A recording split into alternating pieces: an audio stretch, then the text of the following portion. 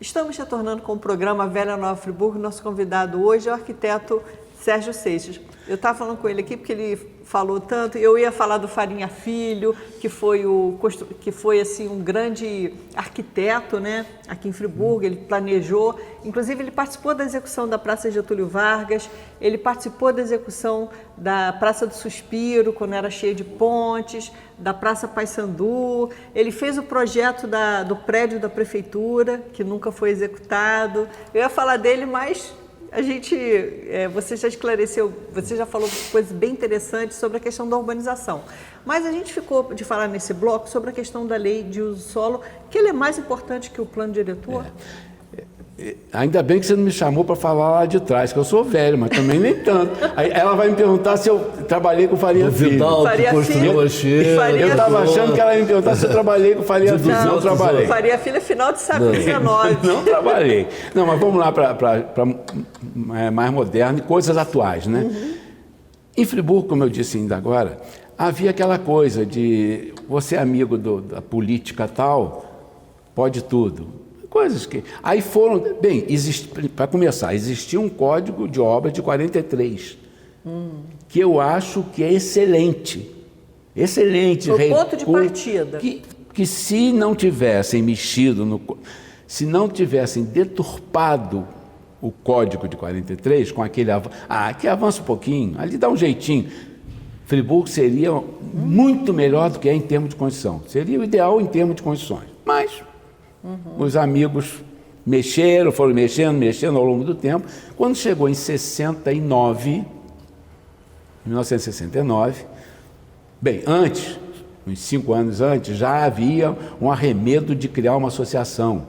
Criar a associação, sempre Heródoto, eu batia com o Heródoto disso, ele dizia que a associação era aquela, eu dizia que era a nossa, porque a nossa, que ele também participou. As pessoas entenderam, é irmão do Ariosto, que era engenheiro. Então, porque lá atrás, uns 5 ou 10 anos antes, de 69, um grupo de engenheiros arquitetos trabalhou pensando em Friburgo, faz viaduto, faz isso, faz via expressa, todo esse pensamento de como é que Friburgo vai crescer, eles fizeram. Aí criaram uma associação, vamos criar uma associação, só que não receberam homenagem da Câmara, só que não registraram em cartório, não fizeram nada, não deram sequência oficial. Quando chegou em 69, a maioria desses aí, não, vamos fazer um negócio agora, botar no cartório. Aí criamos a Associação de Engenheiros e Arquitetos de Nova Friburgo e foi registrado em cartório. Aí está valendo, 50 anos. Quer dizer, ela teria até mais do que 50, mas está valendo. Para evitar, para a lei ser para todo mundo.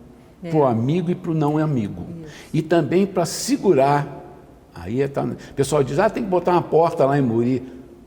Não precisa fazer isso, não. Só para as pessoas entenderem, era um momento, o Friburgo estava crescendo muito, vindo muita gente do centro-norte fluminense. Muita condição. Olaria estava virando um bairro operário, né? Exato, muito crescimento. Foi um boom. É importante aí frisar também que, felizmente, nesse momento, um pouco antes, 48, Friburgo teve um brilhante prefeito que foi César Guinle, que já veio com ideias e com uma visão bem à frente que pôde, né? Eu ia até falar dele também. Né? O César Guinle César Guinle foi um referencial. Ele era um desses que já tinham formado, que se reuniu com Rafael Jacu, com Pedro Peixoto, com o mais antigo. Sérgio, teve na Santec. Max Kleff. Na Santec você teve também, deve ter sido seu companheiro, Mário Amorim, não tinha? Mário Amorim era o arquiteto que tinha uma certa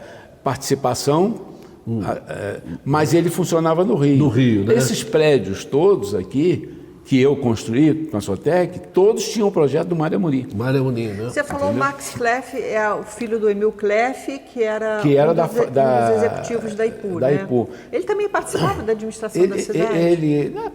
Dessa coisa do cafezinho mais tarde, que reunia. Então, Richard Inch, da Fábrica de Rendas, Richard é engenheiro e advogado.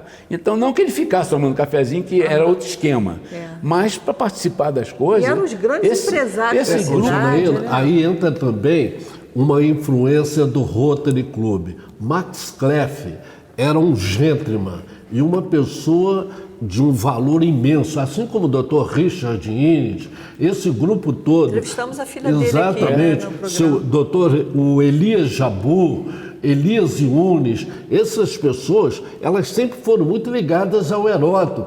Frederico Sicho, na Haga, esses elementos, é um grupo de elite que a cidade tinha e que dava suporte ao Heródoto. É verdade. A gente vê, Sérgio, assim, o que a gente sente? Que os empresários, a gente citou Max Kleff e outros empresários aí citados, eles tinham uma preocupação com o destino da cidade. Tinha, diferente total. de hoje, você tem político profissional pensando na cidade. Né? É diferente. Né? Uma diferença. Aquilo era uma coisa mais comunitária, né? Era um amor à terra. Não é? Pensando hoje no tem que ser diferente. Hoje cada empresário cuida do seu negócio e poucos querem o Max Kleff era dono da onde existe ali, aqui em Olaria, existe o shopping, que vai até lá embaixo, existe aquele condomínio até a beira do rio, o Quaresma e Eucalipto. Aquilo era uma chácara do Max Kleff, que ele negociou com a Sotec. O Roseral, que eu também fiz, eu sou velho, que eu também fiz, era do César Guinle, o terreno. Então, eles proporcionavam negócios, era negócio, todo mundo ganhava o seu, mas pensando na cidade, entendeu? O César Guinle, então, é uma figura tão importante na história. Muito. Ele cedeu para o Monsenhor Miele o espaço do Colégio Nossa Senhora das Graças, do Centro Social, doou aquela parte, doou o estádio Eduardo Guinle, que é hoje a grande referência do futebol de Friburgo.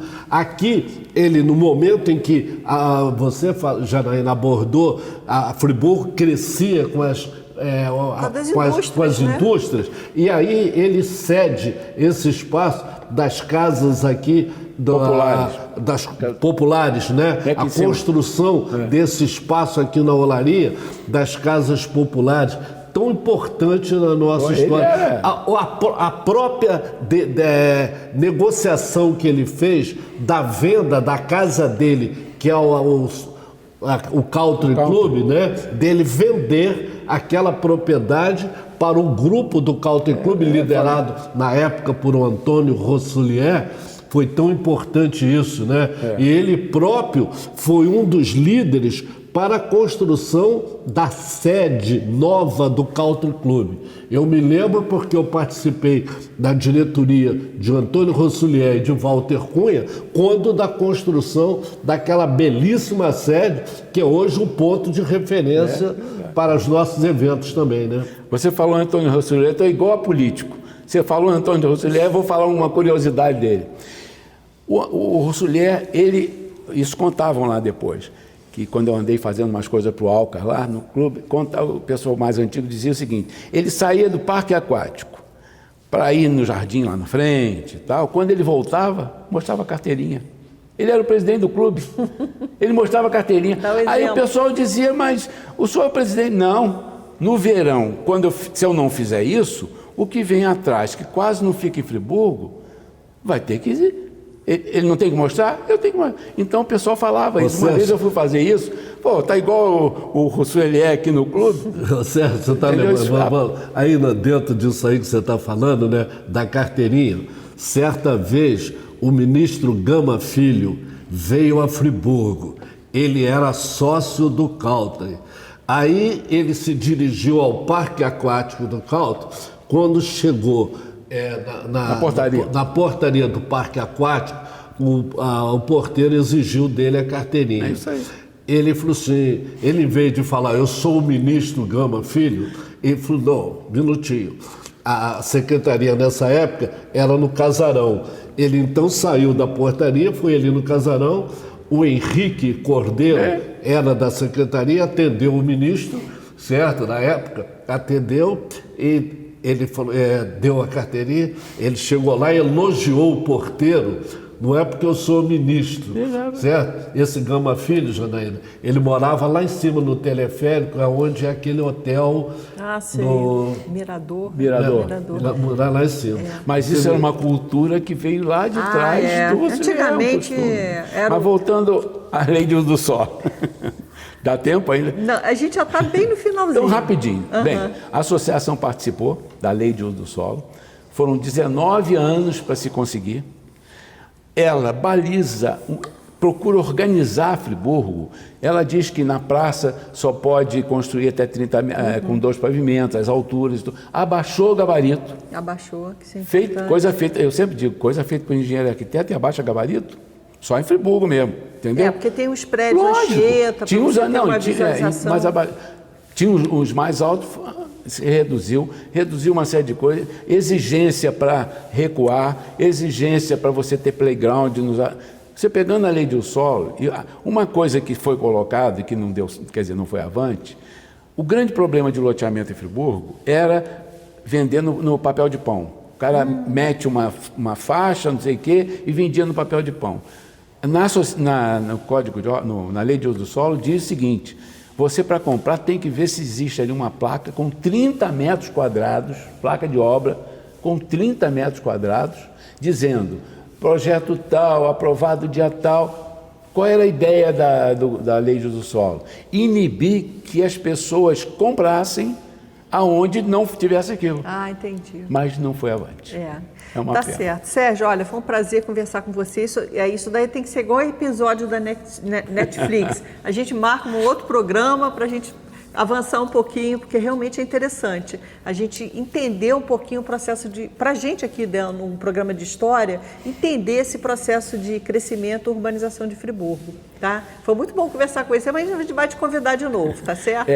Janaína, eu agradeço, mas vocês pegaram no ponto que eu gosto, que eu adoro falar de... Bem, um detalhezinho, não querendo concorrer com a colega aqui. Eu ando anotando toda essa história. Vai ser ótimo. Quando eu vou para a casa da minha filha ficar com a minha netinha, de manhã eu pego uma agenda, vou contando, vou fazendo essas histórias. Divide isso com a gente aí. Para poder passar, pelo menos para as netas, entendeu? Com certeza. Então, não vou concorrer com você não, porque aquele seu livro, minha neta, essa neta que eu estou falando, a Milena, adora aquele zum das montanhas. Das montanhas, exatamente. Tá certo. Mas foi um prazer estar com você. Tá, um prazer também. E obrigados a todos os assinantes da RCA e todos que prestigiam as TVs locais. E até a próxima Velha Nova Friburgo.